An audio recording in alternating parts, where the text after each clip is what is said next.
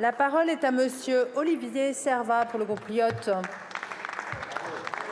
Merci Madame la Présidente, Monsieur le ministre des Outre-mer délégué, chers collègues.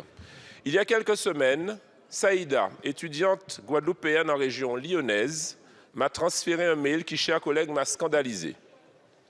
Sur ce mail, il est indiqué par une agence immobilière du groupe Foncia, je cite, « Les conditions de la garantie loyer impayé ne permettent pas de présenter un garant qui ne réside pas en France métropolitaine. Avez-vous un autre garant à présenter? Sinon, nous ne pourrons pas vous attribuer l'appartement. » Fin de citation. Une question me préoccupe, Monsieur le ministre. Pèse-t-il sur les parents ultramarins une présomption d'insolvabilité, une présomption d'incapacité à subvenir aux besoins de leurs enfants en études? Expliquez-moi comment une personne qui se trouve aux Abîmes, à Papeete ou encore à Saint-Laurent-du-Maroni procède-t-elle pour trouver un garant à plus de 8000 km sur un territoire où, le plus souvent, il ne connaît personne ou au mieux une poignée de proches? Et lorsque ce proche existe, il doit accepter de se porter garant et n'est pas forcément solvable, ce qui n'est pas une garantie facile. Monsieur le ministre, vous l'aurez compris, l'installation d'étudiants ultramarins en poursuite d'études en Hexagone relève du parcours du combattant. Pourtant, l'article L22.1 de la loi du 6 juillet 89 interdit aux bailleurs de refuser une caution bancaire au motif qu'elle n'est pas domiciliée dans l'Hexagone. Cette discrimination tombe sur le coup des articles 225.1 et 225.2 du Code pénal et est passible de 45 000 € d'amende et de 3 ans d'emprisonnement.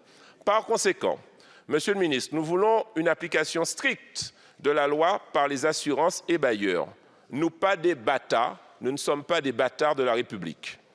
Quelles sont donc les actions de contrôle que votre gouvernement compte mettre en place pour faire appliquer cette loi et faire cesser cette discrimination? Je vous remercie. Je vous remercie. La parole est à monsieur Philippe Vigier, ministre en charge des Outre-mer. Merci Madame la Présidente, Mesdames, Messieurs les députés, Monsieur le député Olivier Serva. En découvrant l'histoire de cette jeune femme, simplement, je vais vous dire les mots. Ils sont simples, c'est intolérable et inacceptable. C'est une faute qui a été commise par cette fameuse agence, parce qu'elle avait une caution familiale, ses parents sont ultramarins, elle aurait dû bénéficier, comme un hexagonal, de la possibilité d'un logement. Il n'y a aucune excuse à donner à une telle démarche et croyez bien que nous sommes vigilants. Mais votre question me permet de dire, est-ce que oui ou non, nous faisons plus d'efforts pour les ultramarins et les étudiants en particulier? Vous savez qu'ils sont 86 000 et pour lesquels il y a des niveaux dispositifs qui sont en place. Les bourses augmentent significativement, d'ailleurs plus que celles pour les hexagonaux. Elles augmentent grâce à l'intervention de Sylvie Retailleau, ma collègue, de manière à ce qu'on soit plus déclencheur. Deuxièmement, pour la continuité territoriale, ce qui permet aux étudiants, vous le savez, de rentrer de l'Hexagone vers leur famille. Et d'ailleurs, cette disposition nouvelle s'appliquera dès les vacances de Noël. Que les étudiants soient boursiers ou non boursiers, 100% du billet sera pris en charge dès Noël. C'est un effort significatif. On augmente ces crédits de 35%. Pour les fameuses cautions dont vous parlez, je rappelle qu'il y a une caution viséale qui permet d'échapper justement à la caution parentale et c'est l'État qui apporte cette caution. Voilà quelque chose de nouveau qui nous permet d'éviter ce drame que nous avons vécu avec cette jeune étudiante. Donc voyez que partout, pour élargir la palette de formation, pour proposer une meilleure mobilité, pour mieux garantir l'accès au logement, le gouvernement est là pour répondre à l'attente que vous avez formulée.